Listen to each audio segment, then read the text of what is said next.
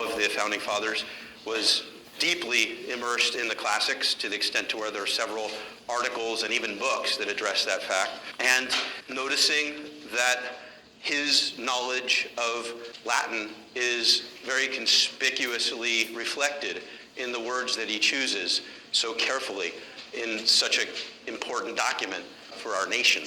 It was a matter of noticing that the roots that emerged over the course of these words being presented the way they were in that particular order was a good way for us to point out how important it is to learn about what these words mean and how they mean what they mean.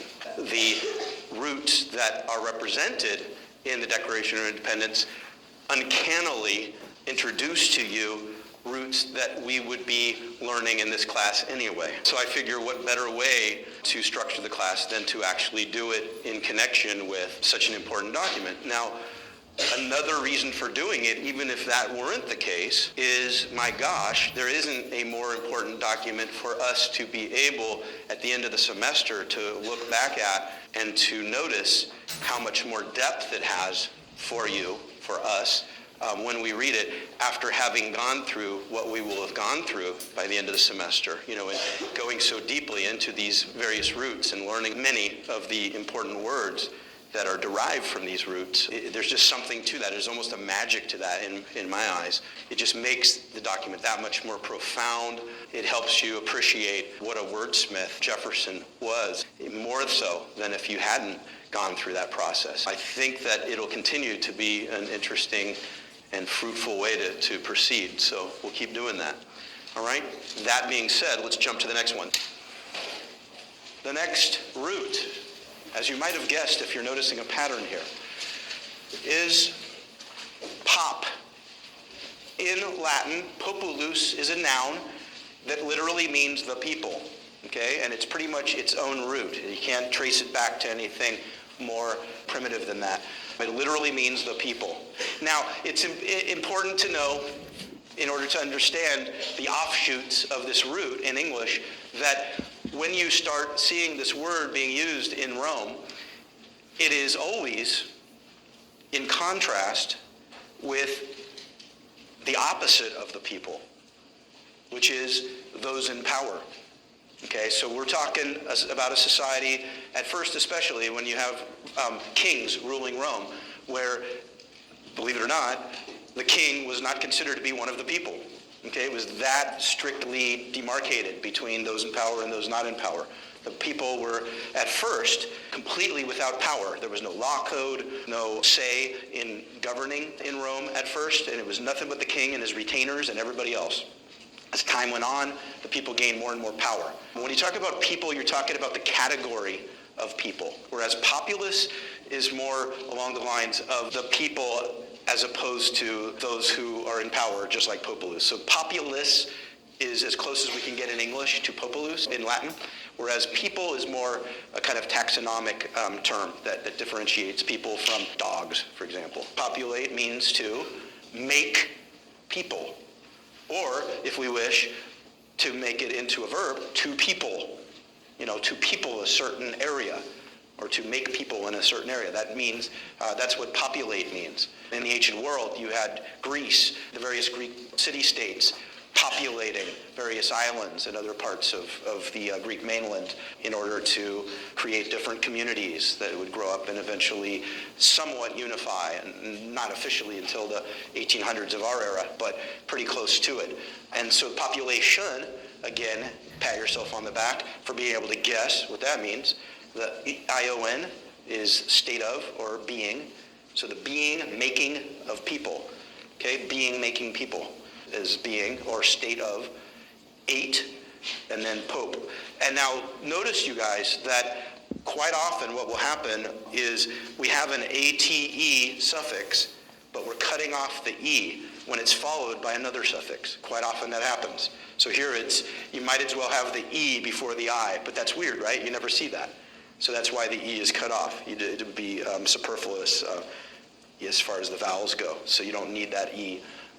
But if I were to ask you the elements of the word population, I would ask you root, suffix, and suffix. Okay? And you would tell me pop ate, and I-O-N, okay? Now, if you ever say T-I-O-N, and there's a T-I-O-N word, you won't get that wrong, because it's either T-I-O-N or I-O-N, either way. That means state of or being. Okay, so to populate a place, and then population is the state of doing that. All right, now we get into some fun stuff. There's some really interesting things going on. So look for some really nice overlapping of ancient and modern ideas in these next few roots that we're looking at. So popular, when you talk about popular things, again, the AR is nothing but a linguistic ending. In Latin, it would be ARIS, so the IS is dropped off, but it's another state of thing. So when things are popular, it means having to do with the people. And so the idea of popular culture, or pop culture, which we're going to get to in a second, comes from the idea of a differentiation between what was originally considered to be culture, which is literature, poetry, music, and things like that. And then as time goes on and people become, get more of a voice in society, there's this differentiation between what was originally called culture, kind of the more highbrow notion of culture, and then ideas of the people having their own culture, the populares, the populares, the regular people, the ordinary people. Now, in the U.S., as you probably know somehow, it wasn't really until the 50s that this idea of pop culture, as you guys call it, and this is your invention, your generation, a thing, all right? Pop culture didn't become a thing until really the 50s. And why would that be, you guys? Any ideas? Why did it all of a sudden after World War II become a thing? Anybody know? It all has to do with mass media. It has to do with TV more than anything else, but also radio, movies, okay, but especially TV, mass media. The idea of disseminating all these different ideas, the Beatles on Ed Sullivan's show, and Elvis and this and that. So TV played the biggest role in disseminating this idea of pop culture as well as the reality of it, okay? And then to popularize something, to make it more, not necessarily palatable, it doesn't have to be something boring or anything, but to make it more understandable, comprehensible to the people is what popularizing means. Now we get to something a little more complex and in some ways more interesting. Pro-pop. This idea of solve or solute. Now, the reason why we have those two ostensibly, which means kind of on the surface at first, apparently, different forms for this root, and this is a really important concept to get, and you're going to see it throughout the semester, is that in Latin, when a root comes from a Latin verb, because, as we looked at the beginning of the semester, Latin verbs have those different, what are called principal parts. I showed you the different forms that cover all of the possible permutations of a given verb. Because of that, quite often in English, the derivations into English from Latin and from Greek, but especially from Latin, will come from an alternate form of the original one. So almost with all pop, vowels because it's a Latin. noun, you just pretty much have populus, okay? It turns into populi, populo, populum, populo. You keep pop throughout. But with soluo in Latin, then you have that alternate form, solute, which means having been loosened. So you have the active and the passive. So quite often English words come from the passive form. You have that boulder in the middle of the road, which is kind of in the way, okay? It's thrown forward in your way, and it becomes a problem that needs to be solved, right? And I'm using that metaphorically here. Well, that comes from the verb in Greek, proballo, which means to throw forward. Pro-pop. Okay, so a problem comes from that verb. Problem means something thrown at you, thrown forward at you, that gets in your way, that you have to what? Solve. You have to loosen up, get out of the way, okay? And so look at some interesting permutations of this root. Okay, a solution. The first thing we think of is maybe a math problem, x plus 1 equals 3, so x equals 2, that kind of solution, because the problem is x, and you want to solve it. You want to loosen it up so it no longer exists, and it becomes a 2 instead of an x. That would be one kind of solution we might think of. And then you have the boulder in the road is another one. But then what about a liquid solution? What's going on there? Well, okay, what that says is solute, That's the thing that you put. So let's read that. A liquid mixture in which a minor component, the solute, is uniformly distributed within the major component, the solvent. Okay, so you have the solvent in the glass, and you have the solute, which is salt in this case. And you pour it in, and the idea is the salt is distributed equally throughout. So what's the idea? So it's loosened up. The salt is loosened up to where it's not just in one place concentrated, but rather all over the place. So that's why it's called a solution. And as you know, because you know suffixes, I told you you'd had to know them, and we had to spend all that time on them, you know how to turn solve into solution.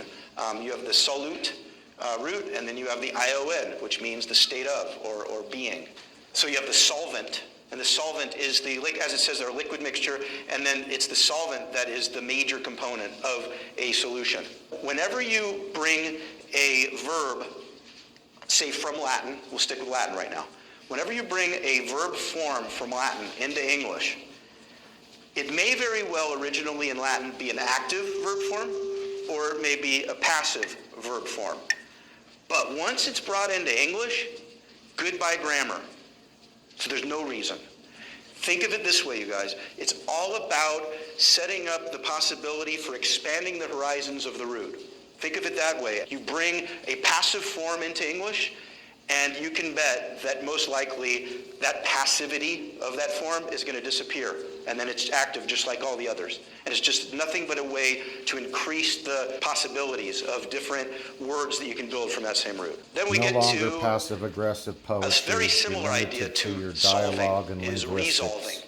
But with the added emphasis on going back from something that's in the way. Okay, so if you think of the boulder in the road as a problem, you can resolve that problem by pushing it away. That would be pushing it away. So that's resolving. So to resolve something is just like solve. It just means to loosen back. Okay, and that's what's going on with that guy intermediating in the middle between those two who are wanting to fight, resolving the situation. Is loosening them back in a metaphorical sense. Okay, they want to fight, but he's pushing them away. Okay, and then there's resolve. This is something, I don't use this or anything, but I just found it on Google Image. The idea here is that you have, it says spot and stain, so you have stains on clothes. So what do you want to do? You want to get rid of those stains. You want to loosen them away. You want to resolve them, right? And so you want to, and that's kind of an interesting name for that product because it kind of requires a knowledge of etymology, doesn't it? But a lot of people look at it, what is it called resolve? That's weird. Resolve my problem? Well, that's a little erudite, all right? But what it's pointing to is that it's, pushing away the stains from the clothes or the spot from the clothes, okay? Now, as you know, resolution, state of that, the state of resolving. Okay, the state of resolving something would be resolution. Now, this is where it gets fun. So if you resolve to do something, what do you do? How the heck is choosing yes or no resolving the situation? Resolve. If you think of those two things, what you're doing is you're loosening the no away from the yes. Just like loosening the spot away from the clothes is the idea. Okay? Now notice that etymologically, there's a lot of metaphor going on. A lot of metaphorical stuff. No, obviously, you're not literally taking a yes from a no. It's not yes, no, and then you're pulling them apart, but you get the idea. You're separating the one from the other, and you're committing, sending yourself together. That's what that means. We'll get later. Sending yourself together with that decision.